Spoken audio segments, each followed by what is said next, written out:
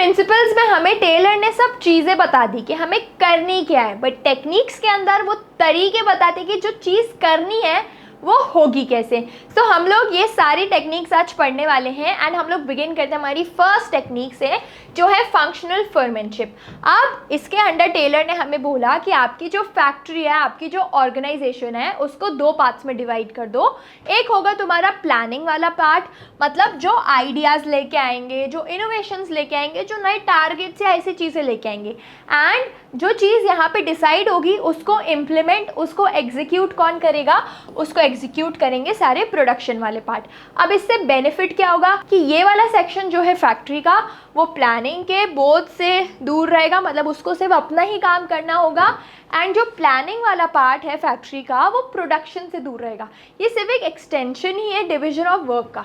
अब प्लानिंग के अंदर भी उनने बोला कि आप 4 लोगों को और असाइन कर दो, 4 स्पेशलिस्ट बना दो। सबसे पहले उनने बोला root clerk, instruction card clerk, time and cost clerk और डिसिप्लिनेरियन। मतलब ये जो है ये क्या करते हैं, ये पूरे डिसिप्लिन्स बताते हैं, ये पूरे रूल्स एंड रेगुलेशंस, एक कोड ऑफ कंडक्ट बताते हैं। क्या बताते हैं? एक कोड ऑफ कंडक्ट की जो चीज़ें हो रही हैं वो कैसे होनी चाहिए एंड उसके लिए हमें क्या डिसिप्लिन मेंटेन करना चाहिए। जो ऑर्डर आ रहा है चीज़ों का लेके, वो आता है इंस्ट्रक्शन से, इंस्ट्रक्शन कार्ड क्लर्क से। ये क्या करते हैं, ये ऑर्डर देते हैं, मतलब ये चीज़ होनी है, ऐसा टारगेट होना है, ये उसके लिए इंस्ट्रक्शन देते हैं। अब इनने इंस्ट्रक्शन तो दिया, इनने क्या किया, इनने इंस्ट्रक्शन तो दिया, अब वो इंस्ट्रक्शन को फॉलो करने का जो पूरा रास्ता है वो देंगे हमारे रूट क्लर्क। वो क्या करते हैं, वो सब वर्कमैन को क्या बताते हैं कि ऐसे तरीका चलना चाहिए, ऐसे हमें पूरा प्रोसेस आगे बढ़ाना चाहिए। And time and cost clerk क्या करते हैं, वो सारी चीज़ों को मेक श्योर करते हैं कि चीज़ें टाइम पे हो रही हैं एंड कॉस्ट बेनिफिट एनालिसिस में जा रही है। तो यहाँ पे कंपनी की एफिशिएंसी एंड इफेक्टिवनेस भी मेंटेन होती है। अब वहीं पे हमारे जितने भी प्रोडक्शन वाले इंचार्जेस हैं वो क्या करते हैं, सबसे पहले स्पीड बॉस होते हैं। तो स्पीड बॉस क्या करेंगे कि यहाँ पे टाइम, यहाँ पे जो हमें टाइम मिला है उसका चेक रखेंगे कि चीज़ें टाइम पर हो रही हैं कि नहीं हो रही हैं। इंस्पेक्टर क्या करेंगे कि जो हमें क्वालिटी इंस्ट्रक्शंस मिले, हमें क्या मिले हैं, क्वालिटी इंस्ट्रक्शंस मिले हैं, तो उन क्वालिटी इंस्ट्रक्शंस को हम मेंटेन कर रहे हैं, ये चीज़ें ये इंस्पेक्ट करेंगे। एंड रिपेयर बॉस क्या करेंगे, यहाँ पे कोई भी मशीनरी में, कुछ भी इन्वेंटरी में हमारी रिपेयरिंग की नीड है तो उसका ध्यान देंगे। एंड ये गैंग बॉस क्या करते हैं, ये रिसोर्सेज अरेंज करते हैं वर्कमैन के लिए। ये इन सब के अंडर वर्कमैन ही आते हैं, इन सब के अंडर क्या है, इन सब के अंडर वर्कमैन ही आते हैं। तो इवेंचुअली इनके जितने भी ऑर्डर्स आते हैं सब जाते हैं वर्कमैन को। अब यहाँ पे चीज़ कॉन्ट्राडिक्ट हुई फ्यूल से। उनने क्या बोला था, उनने बोला था यूनिटी ऑफ कमांड। यहाँ पे यूनिटी ऑफ कमांड पूरा ब्रेक हुआ, यूनिटी ऑफ कमांड तो यहाँ पे फॉलो हमें होता हुआ दिखा ही नहीं। ठीक है, ये हमारा एक हो गया। नेक्स्ट है हमारे पास अब स्टैंडर्डाइजेशन एंड सिंप्लीफिकेशन। तो अब टेलर ने क्या बोला कि अगर किसी भी कंपनी को ग्रो करना है तो उनको एक स्टैंडर्ड फॉलो करना पड़ेगा। तो वही स्टैंडर्ड फॉलो करने की प्रोसेस को हम स्टैंडर्डाइजेशन बोलते हैं। मतलब ये एक प्रोसेस है जिसमें हम क्या, एक बेंचमार्क, एक स्टैंडर्ड क्रिएट करते हैं, ना कि सिर्फ क्वालिटी का, बट उसी के साथ साथ हम लोग उसकी साइज, उसका शेप, उसका कलर भी मेंटेन करते हैं। जैसे तुम एक एग्जांपल लो चार्जर का।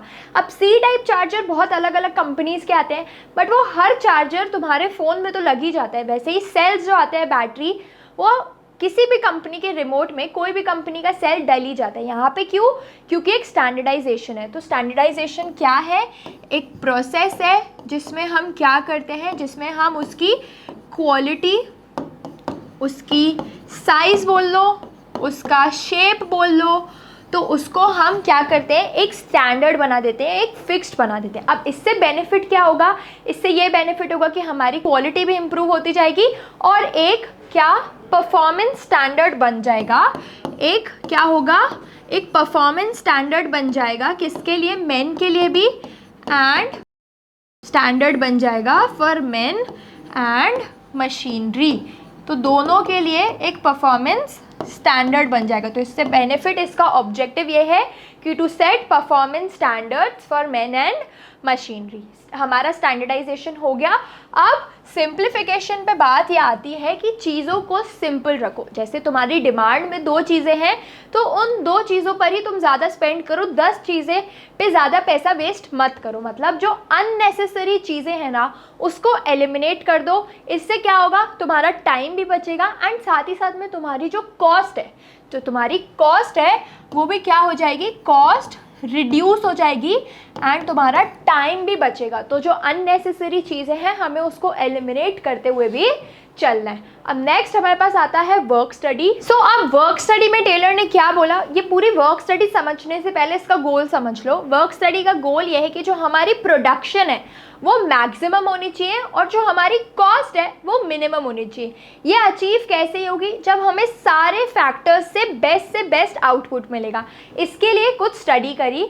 वो स्टडी ये थी कि सबसे पहले हमने टाइम देखा कि एक नॉर्मल काम करने में कितना टाइम लग रहा है एंड एक स्टैंडर्ड टाइम इनने मेंटेन कर लिया एक काम कंप्लीट करने के लिए। इससे क्या हुआ, धीरे धीरे वर्कर्स की प्रैक्टिस बढ़ी एंड हमारा टाइम सेविंग वहाँ पे स्टार्ट हो गया। नेक्स्ट है हमारे पास मेथड स्टडी कि जो भी हमें टास्क करना है, जो काम करना है, उसको पूरे को करने का सबसे बेस्ट तरीका क्या है, सबसे बेस्ट मेथड क्या है। तो अब मेथड स्टडी में क्या देखा हमने, वही काम करने का सबसे सही तरीका देखा, जिससे क्या हुआ, हमारा प्रोडक्शन इंक्रीज हुआ, हमारी कस्टमर सेटिस्फैक्शन इंक्रीज हुई एंड वहीं पे हमारा प्राइस एकदम डिक्रीज रहा।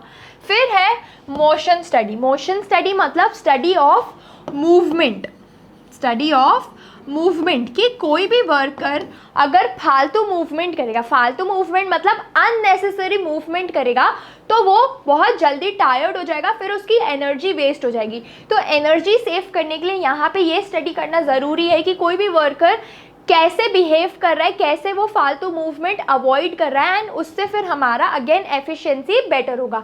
एंड लास्ट है फटीग स्टडी। फटीग स्टडी मतलब स्टडी ऑफ रेस्ट। अब देखो हर वर्कर को थकान तो होगी, अगर उसने काम किया तो वो थकेगा भी। फटीग मतलब क्या, थकान। एंड इसमें हम स्टडी ऑफ रेस्ट करते हैं कि एक वर्कर को दिन में कितनी बार रेस्ट देना है, कितनी ड्यूरेशन में रेस्ट देना है, कितनी देर के लिए रेस्ट देना है। इससे क्या होगा कि उनका जो आउटपुट है वो एकदम मैक्सिमाइज हो जाएगा, उनका आउटपुट एकदम बेस्ट से बेस्ट तरीके से निकलेगा।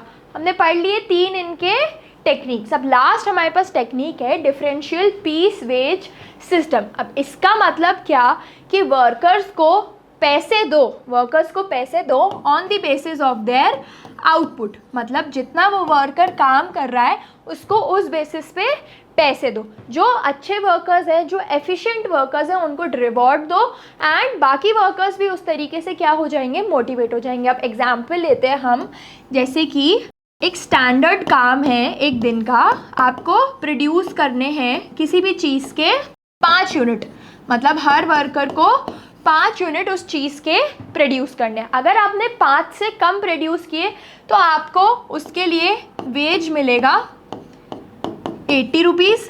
अगर आपने 5 से ज़्यादा प्रोड्यूस किए तो आपको वेज मिलेगा 120 रुपीज़।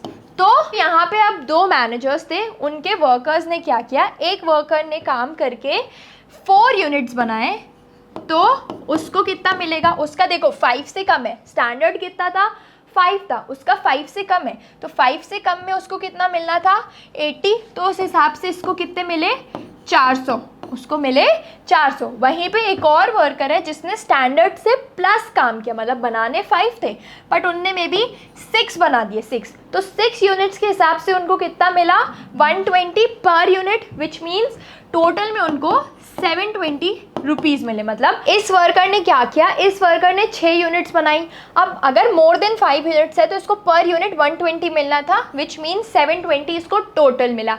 इस वर्कर ने क्या किया, इस वर्कर ने 4 यूनिट्स बनाई, मतलब 5 से कम यूनिट है तो 80 आपको पर यूनिट मिलेगा, तो इसको 400 रुपये मिले। अब ये वर्कर तो खुश हो गया, इसका मोराल बूस्ट हो गया कि मैंने काम किया, मेरे को ज़्यादा पैसा मिला, इसको अगली बार और पैसे के लिए काम करने के लिए मोटिवेशन भी साथ में मिल गया। इस वर्कर को थोड़ा कम पैसा मिला तो इसने इसको देख के सीखा कि अगर मैं भी ज़्यादा काम करूँगी तो मेरे को भी ज़्यादा पैसे मिलेंगे, एंड इसी तरीके से उनकी ये लास्ट टेक्निक थी। अब यहाँ पे हमारा चैप्टर कंप्लीट हुआ, ख़त्म ये चैप्टर यहाँ पे। नेक्स्ट वीडियो में तुम्हारा न्यू चैप्टर स्टार्ट हो जाएगा। तो मिलते हैं नेक्स्ट वीडियो में, तब तक के लिए stay tune and happy learning.